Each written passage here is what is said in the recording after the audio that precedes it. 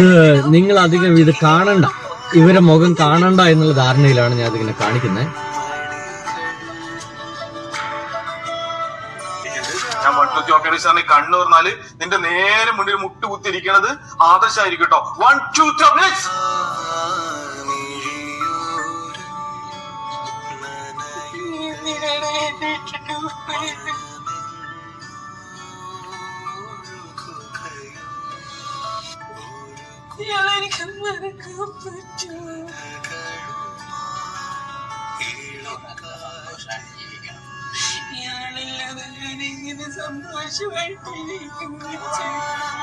സുഹൃത്തുക്കളെ, ഇപ്പൊ കഴിഞ്ഞ കുറച്ച് ദിവസങ്ങളായിട്ട് ഇതേപോലുള്ള പരിപാടികൾ നമ്മുടെ സോഷ്യൽ മീഡിയയിലുണ്ട്. ഈ ഒരു വൃത്തികേട് നിർത്തേണ്ട സമയമായില്ലേ എന്നാണ് എന്റെ ചോദ്യം. ഹിപ്നോട്ടിസത്തിന്റെ ഭാഗമായിട്ട്, മെന്റേഴ്സിന്റെ ഭാഗമായിട്ട് ചില ആളുകളെ കൊണ്ടുവരുന്നു, അവരെ മയക്കി കിടത്തുന്നു. പെട്ടെന്ന് അവരെ എഴുന്നേൽപ്പിച്ചു കഴിഞ്ഞാൽ തൊട്ടു മുമ്പിൽ അവർ മരിച്ചുപോയ ആരെങ്കിലുമൊക്കെ ഉണ്ടാവും. ഇവിടെ ഈ സ്ത്രീയുടെ ഭർത്താവാണ്, ആ സ്ത്രീയുടെ ഭർത്താവാണ് തൊട്ടു മുമ്പിൽ വന്നു നിൽക്കുന്നത്.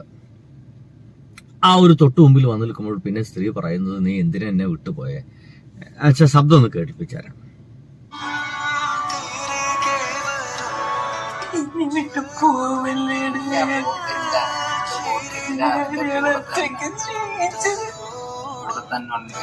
നിന്നെ ഞാൻ അത്രയ്ക്ക് സ്നേഹിച്ചതല്ലേ, എനിക്ക് വേറെ ആരുമില്ലടാ.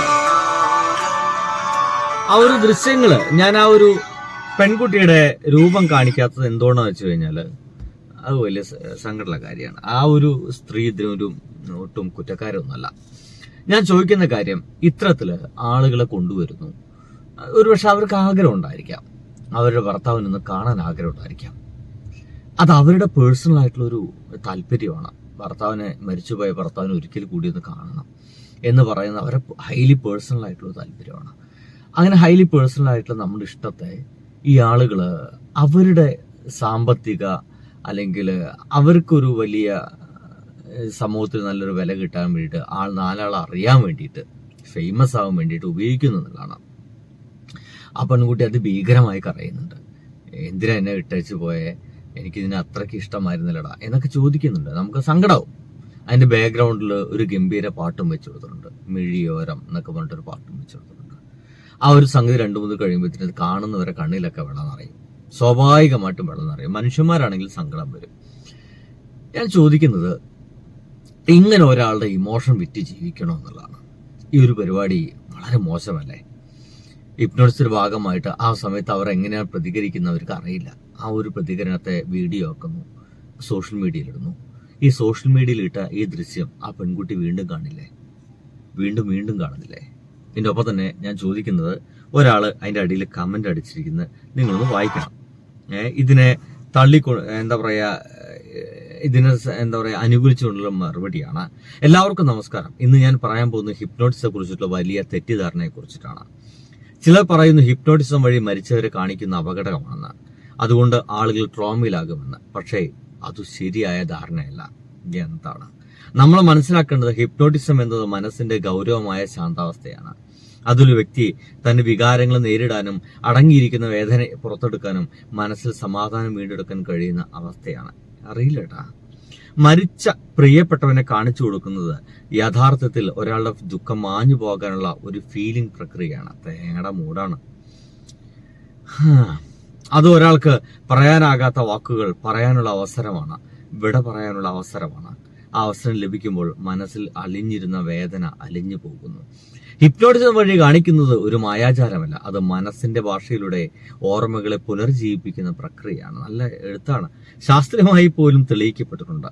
കർത്താസിസ് എന്നത്, അതായത് അടങ്ങിയിരിക്കുന്ന വികാരങ്ങൾ പുറത്തുവിടുന്നത് ട്രോമ കുറയ്ക്കാൻ സഹായിക്കുന്നതാണ്.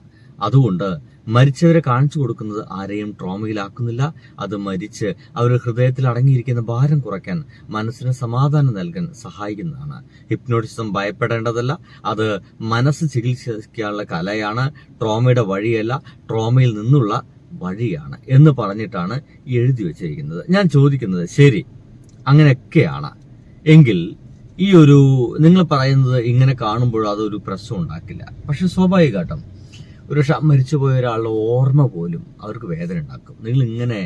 നിങ്ങൾക്കില്ലാത്തൊരു അനുഭവത്തെ നിങ്ങളിങ്ങനെ ഇല്ല എന്ന് പറഞ്ഞു വെക്കല്ലേ. മരിച്ചുപോയ ഒരാളുടെ ഒരു മണം, മരിച്ചുപോയ ഒരാളുടെ അവർ ധരിച്ചിരുന്ന വസ്ത്രം കണ്ടു കഴിഞ്ഞാൽ, അവരെ ഒരു മുഖം ഫോട്ടോ കണ്ടു കഴിഞ്ഞ പോലും ഇനി അതൊന്നും വേണ്ടെന്നേ, ഇതൊന്നും വേണ്ട. മരിച്ചുപോയ പ്രിയപ്പെട്ട ഒരാളെ ഓർക്കാൻ ഇതൊന്നും വേണ്ട. അല്ലാതെ തന്നെ അവർ ഓർമ്മകൾ നമ്മുടെ മനസ്സിലേക്ക് തെളിവരികയും നമ്മളൊരു പ്രത്യേക മൂഡിലേക്ക് എത്തുകയും ചെയ്യും.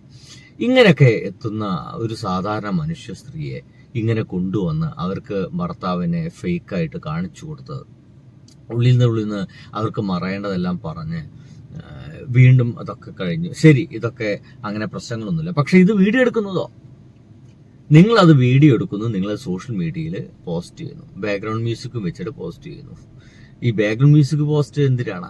ആളുകൾ കാണാൻ വേണ്ടിയിട്ടല്ലേ, ആളുകളെ കരയിപ്പിക്കാൻ വേണ്ടിയിട്ടല്ലേ. കഥയിലെഴുതി ജീവിതം എന്ന് പറഞ്ഞ പരിപാടിക്ക് ബാക്ക്ഗ്രൗണ്ട് മ്യൂസിക് നല്ല ഉണ്ടാകുന്നല്ലോ. സീരിയലിനേക്കാളും ബാക്ക്ഗ്രൗണ്ട് മ്യൂസിക് ആയിരുന്നു കഥയിലെഴുതി ജീവിതം. എന്തിനാ? നാട്ടുകാരെ കാണിക്കാൻ വേണ്ടിയിട്ടാ, അല്ലെങ്കിൽ നാട്ടുകാർ കണ്ടിരിക്കില്ല. അവരെ ഇമോഷണലിലേക്ക് ആക്കാനുള്ള എല്ലാ സോങ്സും നിങ്ങൾ അതിൽ വെക്കും.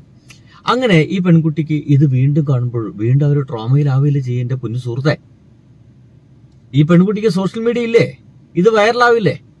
ഈ ഒരു സമയം മാത്രമാണോ ഈ വീഡിയോ അവരെ മുമ്പിലേക്ക് എത്തുക? അല്ല, വർഷാവർഷം സോഷ്യൽ മീഡിയ ഇങ്ങനത്തെ ഒരു വീഡിയോ ഉണ്ടായിരുന്നു ട്ടാ എന്ന് പറഞ്ഞ് നമ്മൾ ഓർമ്മിപ്പിക്കില്ലേ? കാണുന്നവർ മുഴുവൻ, അവർ ബന്ധുക്കൾ മുഴുവൻ ഇതിനിടയിൽ കമന്റ് അടിക്കില്ലേ? അവർക്കിത് പലരും വീണ്ടും വീണ്ടും അയച്ചു കൊടുക്കില്ലേ? അവർക്ക് തന്നെ ഇത് സോഷ്യൽ മീഡിയ തുറക്കുമ്പോൾ വല്ലപ്പോഴും കാണേണ്ടി വരില്ലേ? വീണ്ടും വീണ്ടും വീണ്ടും അവരെ ട്രോമയിലേക്ക് തന്നെ നയിക്കില്ലേ? അങ്ങനെ ഒരു സാധ്യതയില്ലേ അതില്? എനിക്കറിയാൻ പാടില്ല ചോദിക്കുക. ഇതൊരു ഭയങ്കര മനുഷ്യരെ തകർക്കുന്ന, വീണ്ടും ട്രോമയിലേക്ക് എത്തിക്കുന്ന ഒരു പരിപാടിയല്ലേ എന്ന് എനിക്ക് തോന്നിപ്പോകുന്നു.